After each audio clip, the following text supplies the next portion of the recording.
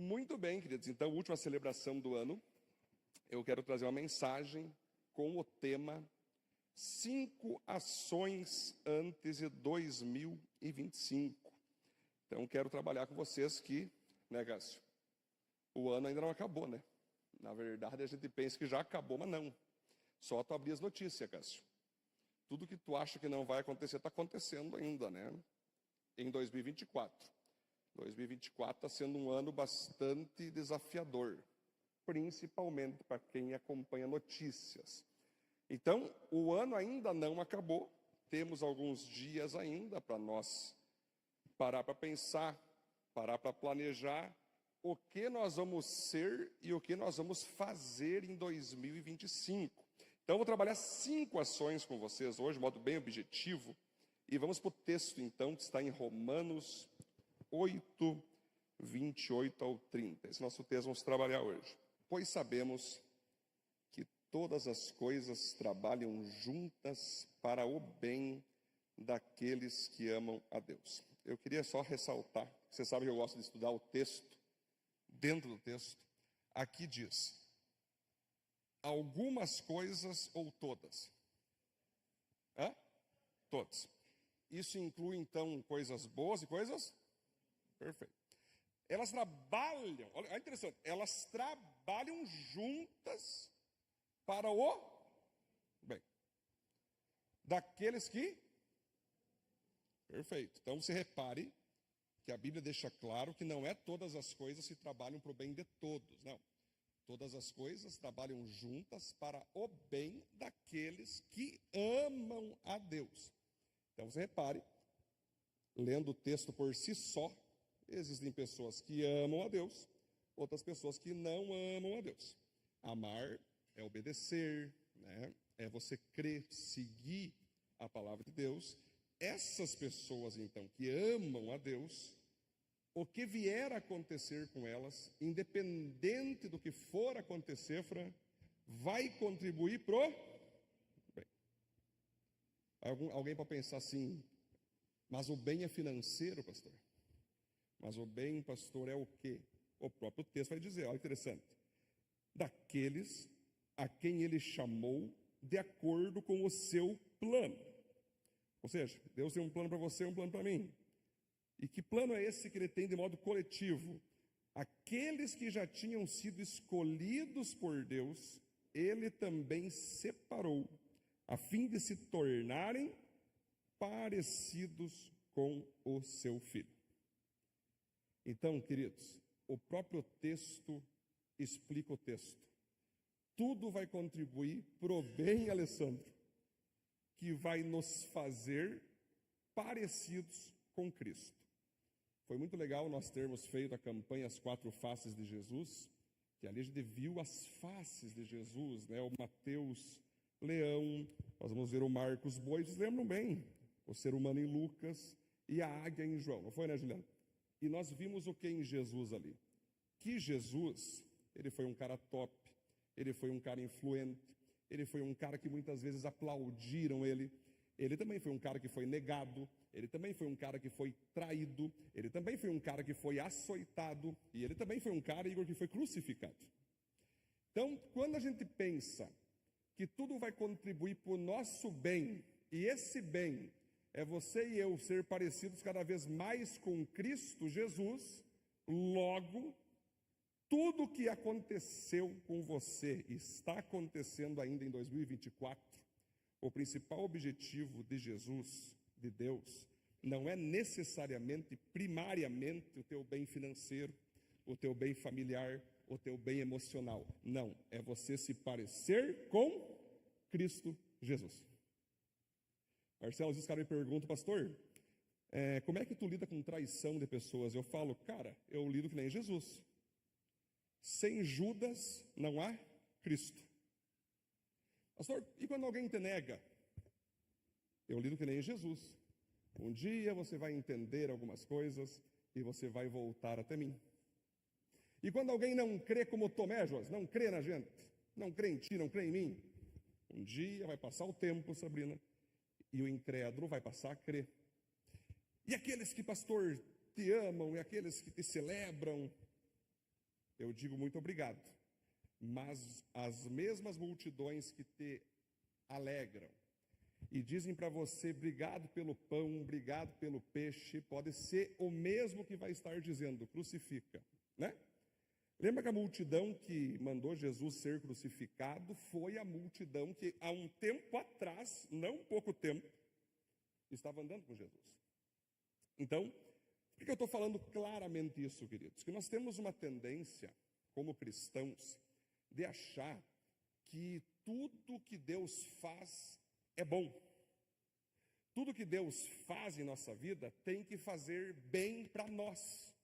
Tem que ser algo bacana. Se for uma coisa que me feriu, não é de Deus. Se for uma coisa que me atingiu, não é de Deus. A gente não pensa nisso. A gente tem esse tipo de, muitas vezes, ensino. Mas o apóstolo Paulo está dizendo, ei, Deus tem o controle de cada um de vocês. Se vocês o amam, se vocês leem a palavra, obedecem a palavra, vai ter muita coisa que vocês vão considerar bom. Vai ter outras coisas que vocês vão considerar ruim. Mas apenas confie na minha direção, confie na minha ação, que isso tudo vai fazer você ser mais parecido com Jesus Cristo, com o meu filho. Então você repare que isso é bem interessante. E olha só, ele já tinha escolhido, separou a cada um de nós, para nos tornarmos parecidos com o seu filho. Ele fez isso para que o filho fosse o primeiro entre muitos irmãos. Galera, é interessante, quando a gente tem uma família que tem dois irmãos, ou 3 irmãos, em que a sua tendência é os mais novos querer ser igual ao mais velho, não é assim? A tendência de uma família, de quem tem irmão em casa, é depois do pai, fazer o irmão mais velho ser aquele cara que você quer parecer, que você quer se inspirar. É nisso que Deus está dizendo através do apóstolo Paulo. Toda a trajetória de Jesus, por mais que ele é o próprio Deus, ele é nosso Senhor, nosso Salvador, ele também se torna um irmão mais velho que a gente olha e diz, cara, eu quero ser igual a Jesus. Eu quero poder reagir como Jesus reagiu. Eu quero poder lutar contra o pecado como Jesus lutou. Eu quero poder buscar santidade como Jesus buscou. Por mais que Jesus nunca errou, Cássio, nós vamos errar, ele nunca errou. Mas nós temos que ver ele como modelo e dizer, cara, Jesus olha para Judas e fala o quê? Com um beijo está me traindo, meu amigo? Ele olha para Tomé, quando Tomé chega, bom, você agora que está me vendo, você crê. Bem-aventurados que não precisaram ver e creram. Então é quando você olha para esse irmãozão, que é o nosso Senhor e Salvador, e você quer se inspirar nele. Assim Deus chamou os que havia separado. Não somente os chamou, mas também os aceitou. E não somente os aceitou, mas também repartiu a sua glória com eles. Então aí que está o jogo. Marcelo, repartir a glória. Esse é um texto que eu quero que vocês fiquem, essa passagem, vocês pensem com vocês. Glória é a presença de Deus. São as bênçãos de Deus, é o sucesso de Deus, que Ele distribui para quem aceitou ser semelhante a Cristo Jesus. Então, quando você entra em qualquer novo ano, tendo como meta ser mais parecido com Jesus, de quebra, finança, família, emoções, vão tudo sendo abençoados. Vão tudo sendo reguladas. A nossa meta, Cris, não pode iniciar sendo família, finança. Tem que iniciar sendo, Senhor, onde em 24 eu não fui parecido contigo, me ajude para que em 25 eu pareça com o Senhor. Senhor, aonde eu agi e não o Senhor agiu, me perdoe, que ano que vem eu quero poder agir como o Senhor agiu. E aí agora é um tempo de refletir nesse texto as atitudes que tu teve, as ações que você teve em 24, que você considera que não foi Cristo através de ti. E aquelas que você considera não, essas foi Cristo. O apóstolo Paulo dizia o seguinte: já estou crucificado com Cristo, agora vivo não mais eu, mas Cristo vive em mim. Porém, Flávio Joséfo, um grande historiador, disse que a maior luta do apóstolo Paulo era ele voltar a ser Saulo. Então, a nossa maior luta sempre vai ser sermos aquela pessoa antes de Cristo Jesus. A nossa maior luta sempre vai ser nós ter atitudes daquela antiga pessoa sem Cristo. E aí você tem que botar um balanço em 2024.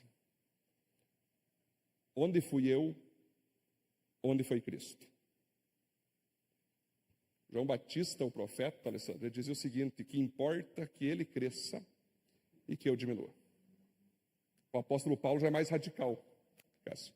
Que importa que eu morra e que ele viva. Nós cristãos temos que entender que isso não é um clube. Isso aqui não é um clube. Nós não estamos numa organização social que todo mundo pode viver como quer. Queridos, nós temos a Bíblia.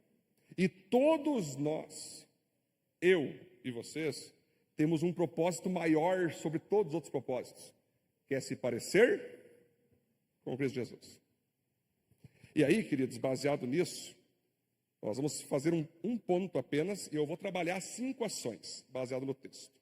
Seja um cristão melhor em 2025. A ideia não é ser melhor do que ninguém, mas ser melhor do que nós somos hoje. A gente vive numa sociedade de muito comparativo, né? Sabe, né, Fran? A gente tem o mercado de trabalho nos obriga a ser melhor do que o outro, a competir. É uma coisa que não tem. Até para vender alguma coisa, tem que tentar se modernizar, se atualizar. A gente vive tentando ser melhor do que o outro, pensando em mercado profissional.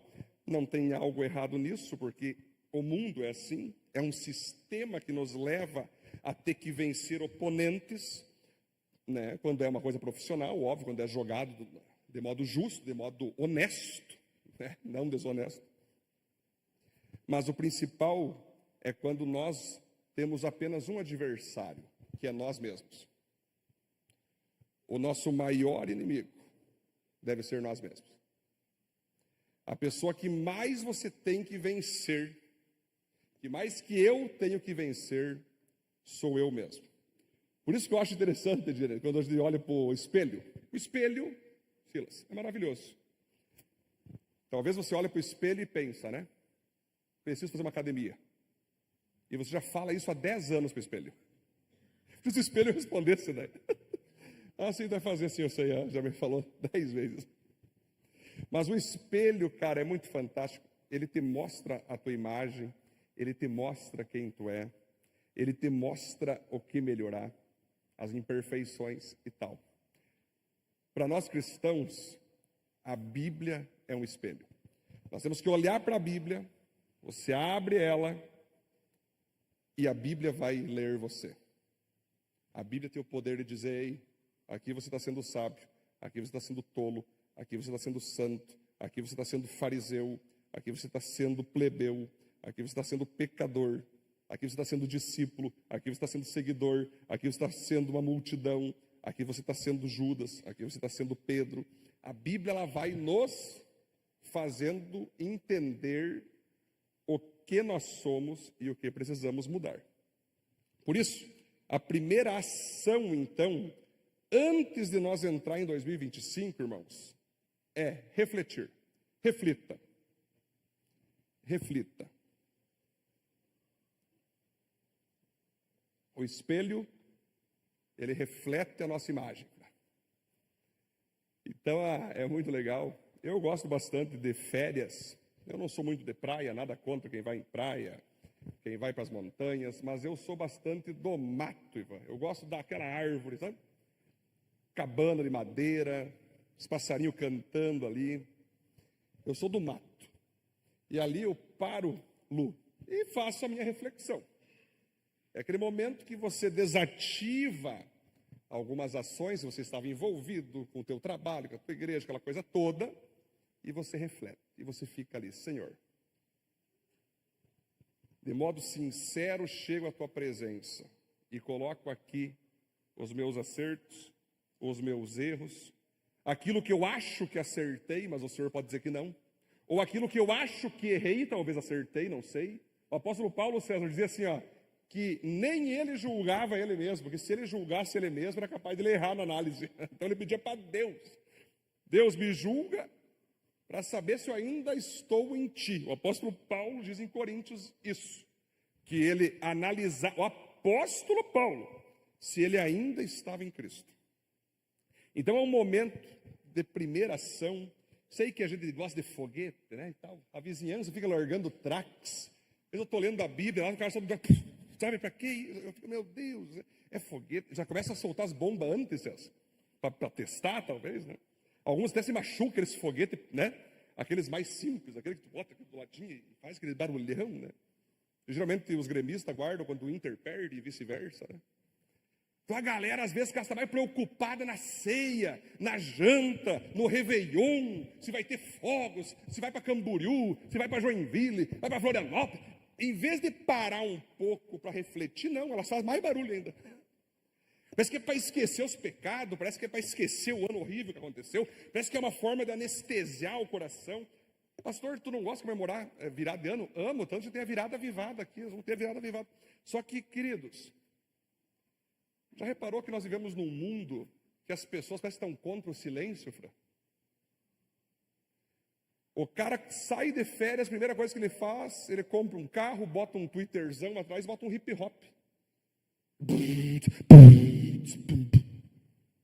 O cara não consegue parar. Primeira coisa, Sabrina, que a pessoa faz é barulho. Por que tanto medo do silêncio? Por que tanto medo da reflexão? Por que tanto medo da análise? É muito simples. Quando nós paramos, quando nós refletimos, quando nós olhamos para dentro de nós mesmos, a gente vê que nós não somos tudo aquilo que a gente acha que a gente é. Nós não somos aquele influencer. Nós não somos aquela coisa toda e você precisa de graça. Eu preciso de graça. A gente faz como Isaías, profeta Isaías viu Deus no seu trono e disse, uau, eu mereço ver isso, eu sou a auréola de Jesus na terra. Não, ele pega e diz, meu Deus, sou um homem de lábios impuros, habito em meio de um povo que também tem lábios impuros, tem misericórdia da minha vida. É como o apóstolo Pedro, ao ver Jesus ressuscitado, a primeira coisa que ele faz é fugir. Se atira na água, ele fala, Senhor, se afasta de mim. Eu sei que é difícil parar para refletir, eu sei que é difícil botar você mesmo diante de você mesmo, Deus, os anjos, os demônios, e você fazer a tua autoanálise, a tua autorreflexão. Mas é necessário. Nós temos que refletir. Nós não somos perfeitos, porque se nós fôssemos perfeitos, nós já tínhamos sido arrebatados. Ninguém estaria aqui. O dia que Deus encontrar alguém perfeito, Ele vai levar, que nem Ele fez com Enoque. Enoque estava tão conectado, mas tão acima da massa evangélica da época, que Deus levou o cara, já. Deus levou o cara. Só você vê lá. E se você quiser ficar mais ainda maluco com a história de Enoque, existem livros apócrifos, que não são os livros canônicos, inspirados. Mas tem o livro de Enoque, sabe? Lá os caras, o cara que escreveu o livro de Enoque, interessante, hein? Ele visitou Marte, visitou Júpiter, visitou Saturno. É interessante, né? Então fica um pouco top, nada a ver, mas muito top. Bota lá o livro de Enoque. Mas tem muita coisa que é interessante. Esse é um livro apócrifo, mas tem muita coisa dentro do livro de Enoque lá, Ingrid, que falava que ele era tão revoltado com os pecados da geração que ele vivia, que ele não suportava, ele não concordava, ele não tolerava. Então ele chegou num nível para o próprio Deus levar ele, cara, em vida. É porque o cara chegou num ponto interessante, hein, Gustavo? Agora, pode ter certeza, esse cara não é nós. Amém? Então, olha para o teu lado, Enoque não é você. Então, trata de se santificar. Glória a Deus. Então, você vai fazer essa reflexão como ponto principal. Aí, o segundo ponto, após você fazer reflexão, agradeça. Você vai agradecer. Porque aí, ao você fazer a reflexão, e você vê ali, o que tu foi como Jesus, o que tu não foi como Jesus, o que tu fez que foi legal, outras coisas que tu fez que não foi legal, o que você agiu de modo que você entende que foi legal, o que você agiu de modo que você entende que não foi, você diz, obrigado, Senhor. Obrigado. Porque para você vencer um erro, a primeira coisa que você tem que fazer é reconhecer ele, né? Para você vencer uma etapa, primeiro você tem que reconhecer ela. E aí você diz, Deus, obrigado por me mostrar isso. Obrigado por deixar claro, Senhor, que aqui eu acertei, aqui eu errei. Aqui fui eu, aqui foi o Senhor. E obrigado, Senhor, por ter me protegido, por ter me livrado, por ter me abençoado, por ter me prosperado, por ter derramado a tua graça, a tua misericórdia, a tua justiça, a tua mão. E aí você agradece ao Senhor tudo o que aconteceu com você nesse ano que passou. Tudo. Principalmente as coisas difíceis. Se você fazer uma pesquisa e colocar, bota no Google, maiores aprendizados dos maiores líderes religiosos, políticos, sociais. Bota no chat GPT, o que tem em comum os maiores líderes da história, religiosa, política, social. Todos vão falar, sabe o que, Igor?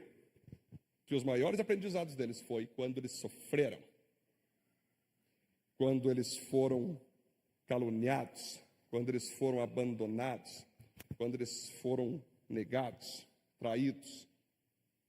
Os maiores sofrimentos que eles viveram fizeram com que eles amadurecessem na fé ainda mais. Fizeram com que eles pudessem ver a vida de outra forma. Fizeram com que eles ficassem pessoas mais pacientes, mais puras, mais santas, mais amorosas, mais cuidadosas. E é por isso que eu digo, queridos, e a Bíblia fala isso, que quem ama, corrige. Vocês lembram que eu falei uma vez um texto aqui de Hebreus? O pai que ama, corrige, porque nossos filhos vão ser uma bênção após nós corrigir eles. Nossos filhos vão ser uma bênção quando nós falar não. Quando nós dizer isso é errado. Ah, mas eu não concordo, não interessa, quem manda aqui sou eu. Isso é errado. É naquela dor que se o filho receber, vai sentir, mas lá na frente ele vai entender, poxa, o bucha sabe o que é? É que às vezes muitos filhos só entendem que os pais estavam certos quando eles têm seus próprios filhos. E aí agora não dá mais tempo, eles estão colhendo dos seus pecados com seus pais, nos filhos. Desobedeceu, foi rebelde com o pai e com a mãe, quando nasceu os filhos aconteceu a mesma coisa. Agora, se tivesse entendido lá atrás, eu não gostei, tranquilo, mas obedece igual. Ah, mas eu não estou concordando, ok, mas obedece igual. Essa correção teria feito a pessoa ser melhor. Esse sofrimento teria feito a pessoa melhorar. Mas eu sempre digo, quando um filho escapa da vara do pai, ele não escapará da vara da polícia, da vara das pessoas aí que vão bater forte no mundo. Eu sempre digo que a galera às vezes foge da disciplina da igreja, do pastor, consegui me proteger, glória a Deus. Não, agora vai ser muito pior. Porque quando um pastor corrige, um discipulador, um presbítero, enfim, um cristão maduro, vai ser bem tranquilo. Dói. Agora, Cássio, lá fora é muito mais difícil. Infelizmente, Ninguém vai escapar do sofrimento. Você que vai escolher que sofrimento você vai escolher. Se é o com Deus ou com os homens. Davi, uma vez, Cássio, ele fez uma contagem dos seus soldados. Cássio que ama estudar Davi. Deus falou assim: não conte teus soldados que tu vai vencer a guerra. E ele secretamente contou os soldados, para ter certeza que tinha muito soldado para vencer a guerra. Deus chegou com o profeta e disse: Davi, tu não devia ter contado os teus soldados. Tinha que ter confiado em mim. Agora tu escolhe. Você quer o castigo feito por homens ou por mim? Aí Davi diz assim para Senhor, eu decido ser castigado pelo Senhor. Porque eu sei que o Senhor é justo, mas também é misericordioso. E eu sei que o Senhor vai me bater, mas não vai ser nada próximo daqueles mequetrefes que se eu cair ali. Se eu cair na mão de reis, de seres humanos, eu sei como nós somos. Nós não temos misericórdia. Bom, aí Davi recebeu o seu castigo. O povo de Israel recebeu um castigo horrível. Mas perto do que ele receberia, se não fosse Deus, Cássio, não era nada. Então estudem sobre os grandes líderes da atualidade, os líderes antigos. Todos eles se tornaram pessoas melhores. Então você repare que às vezes as coisas ruins, elas vêm, mas você não tem que reclamar. Só fala assim: Deus, obrigado. Você fica reclamando: Senhor, o que é isso? Que coisa horrível, eu não mereço. E às vezes é Deus se protegendo. Às vezes é Deus te usando essa situação para te guardar. Você não sabe muitas vezes, você não vê muitas vezes o quanto que Deus te guarda. Você não vê muitas vezes o quanto que as coisas contribuem para a tua proteção. Você tem que agradecer. Terceiro ponto, vamos lá. Aprenda. Então, depois que você refletiu, que você agradeceu, agora é hora de você aprender com aquilo que aconteceu. É você aprender com o ano que passou. É você aprender com tudo que você viveu. É você dizer: olha, vou ter que melhorar nessa parte. Obrigado pela lição, Senhor. Senhor, eu vou avançar nisso. Senhor, eu vou abandonar isso. Senhor, eu vou introduzir isso. Senhor, eu vou desaprender isso, porque aprender também é a arte de desaprender. Então, tu agradece, reflete e aprende. Quarto ponto, vamos lá. Quarta ação, perdoe. E aqui vai entrar então, queridos, aquele momento que você, depois de refletir, depois de agradecer, depois de aprender, é o momento que certamente todos nós temos percalços com uma pessoa aqui, conflito lá, alguém pisa no teu calo, você pisa no calo de outra pessoa, dá algo aqui, dá algo lá. Pessoas te machucam, pessoas te ferem, você fere pessoas. Mas é a hora de você chegar e olhar para si mesmo e se perdoar. A primeira pessoa que tem que perdoar, você me diz, a primeira pessoa que você tem que perdoar é você mesmo. Você não pode perdoar a outra pessoa. Primeiro, você tem que perdoar a você mesmo. Depois de toda a reflexão, depois de toda aquela reflexão que você fez, análises, você se perdoa. Precisar pedir perdão, você pede perdão para quem você precisa pedir perdão. E também libera perdão para aqueles que te feriram no ano que passou. Porque você não pode entrar para um novo ano com o coração magoado, com o coração emburrado, com o coração conflituoso, com o coração com mágoa. Você tem que entrar com o coração renovado, cara. Eu tenho que pedir perdão, pede. Eu tenho que perdoar, perdoa. Mas não entra em 25 com o teu coração feridaço, sabe? Esse é o problema. Tem que entrar com o coração novo. Você tem tempo, estamos no dia 29 de dezembro. 29 de dezembro de 2024. Como está teu coração? O que você precisa fazer para curar teu coração. E ponto 5, última ação, decida. Chega o momento, então, que após você refletir, agradecer, aprender, perdoar, agora é a hora de você decidir fazer melhor o que tu não fez em 2024. É o momento agora de você e eu decidir, não, eu vou mudar essa área, eu vou avançar nesse ponto, eu vou abandonar o que eu já devia ter abandonado há muito tempo. Esse ano eu não vou procrastinar, vou renunciar a isso. Esse ano eu vou aproximar isso. Esse ano, Senhor, eu vou realizar tal objetivo, não vai passar.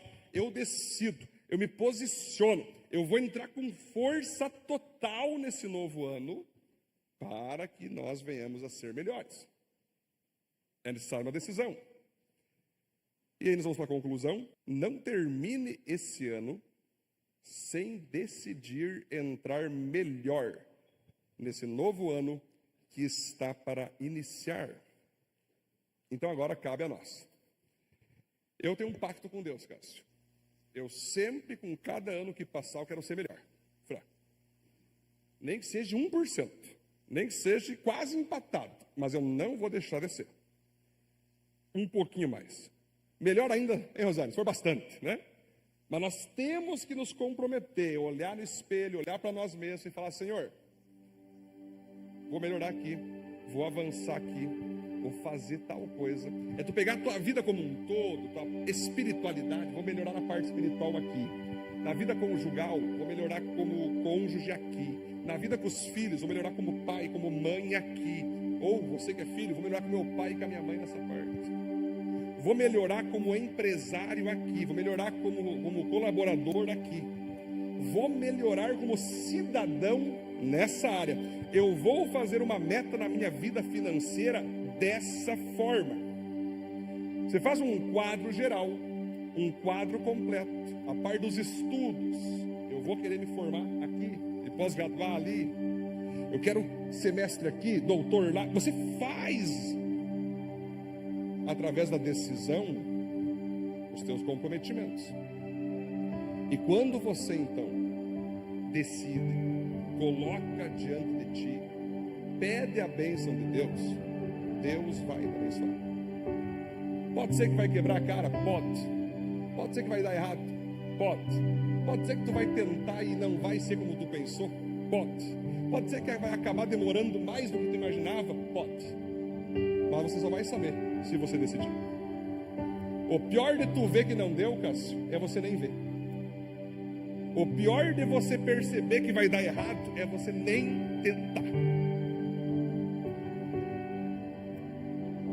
Deus não odeia quem desiste. Deus não rejeita quem desiste. Mas Ele fica muito triste com quem nem começa, com quem nem tenta, com quem nem se levanta para conseguir uma mudança. Lembra de Jesus, o paralítico? Ele cura o paralítico. O que ele faz, César? Ele puxa o cara com as mãos, não. Levanta aí. Quando Ezequiel se prostra aos pés de Deus, o que Deus fala? Viu? Põe-te em pé. Ó. E aí eu falarei contigo. Põe-te em pé. Se coloque em pé. Cabe a ti ficar em pé. Deus tem toda a parte dele para fazer, mas essa é uma frase que me impacta muito.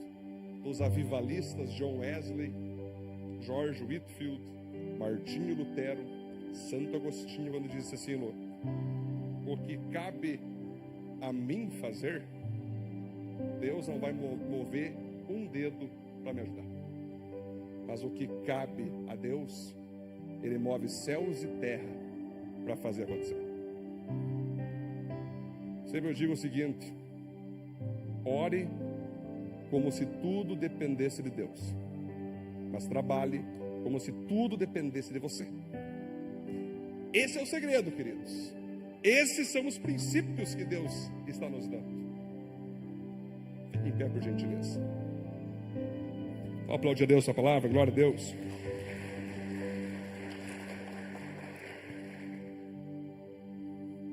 Feche teus olhos. Queria que você já começasse o teu tempo de reflexão agora. E aí? 2024. O que foi você agindo e não Cristo? O que foi Cristo agindo através de ti? O que você errou? O que você acertou? O que você deixou de fazer que tinha que ter feito? O que você acabou fazendo, mas não era para fazer? Como está teu coração? Alguém feriu você? Alguém traiu você? Alguém te negou? Alguém te abandonou? Como está teu coração hoje? Talvez você precise se perdoar de algum pecado, se perdoar de alguma ação que você fez. Você até perdoou todo mundo, pediu perdão, mas você ainda se culpa. Mas é um ano que está chegando, um novo ano, que Deus quer que você entre blindado, renovado, um ano que você vai entrar novo, um ano que você vai entrar limpo. O teu coração vai estar limpo diante de Deus. Onde que você precisa fazer a tua reflexão?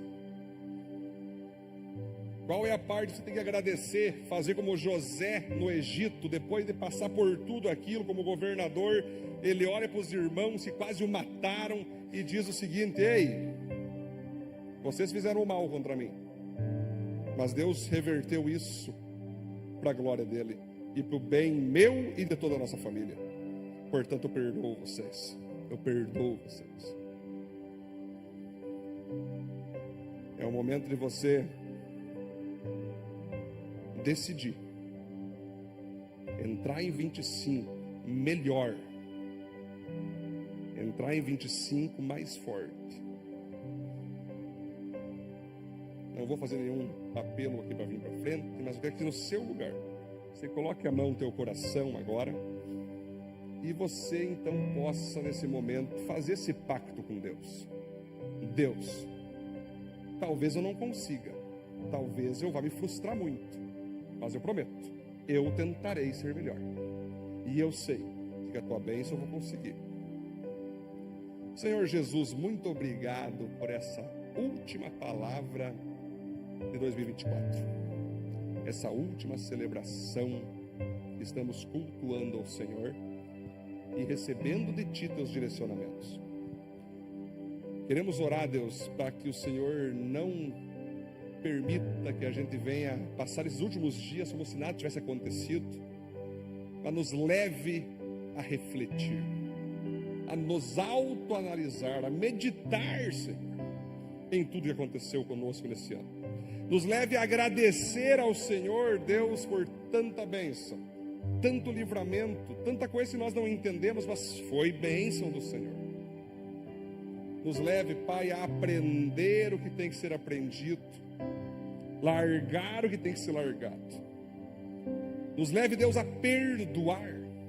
E nesse momento nós, como igreja, perdoamos todos que nos atacam, todos que nos perseguem. Agora é um momento que você tem que orar, abrindo a boca, falando: Deus, eu perdoo todos que me feriram, toda pessoa, qualquer coisa que aconteceu, eu perdoo. Perdoo a mim mesmo. É hora de nós pedirmos perdão por nossos erros agora. Perdoe-nos, Pai, em cada momento que não foi o Senhor em nós, mas foi apenas nós agindo. Cura nosso coração, Senhor.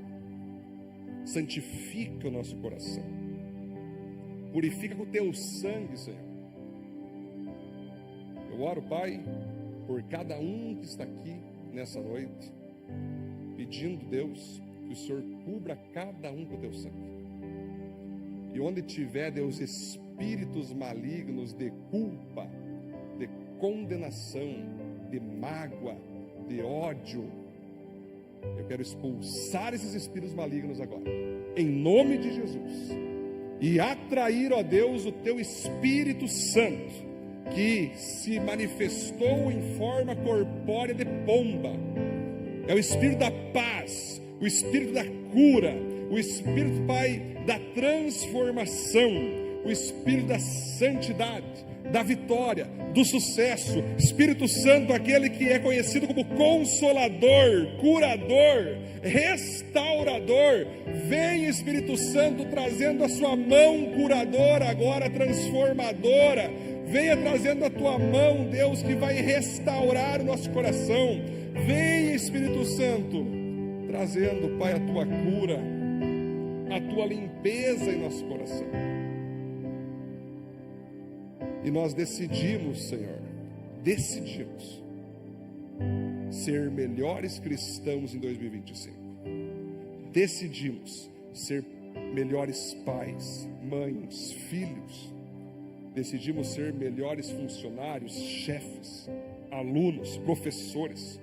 Tudo que nós estamos fazendo, nós queremos ser melhores, mas não por soberba, não por competição, muito pelo contrário, por buscar em nós a tua honra e a tua glória, para que pessoas vejam nossos avanços e recebam aquilo que vem de ti e glorifiquem ao Senhor. Muito obrigado, Pai. Nós oramos como igreja, te agradecemos e sabemos, Senhor, que 2025 será um ano maravilhoso, abençoado. Colocamos, Pai, o planeta Terra inteiro na tua presença.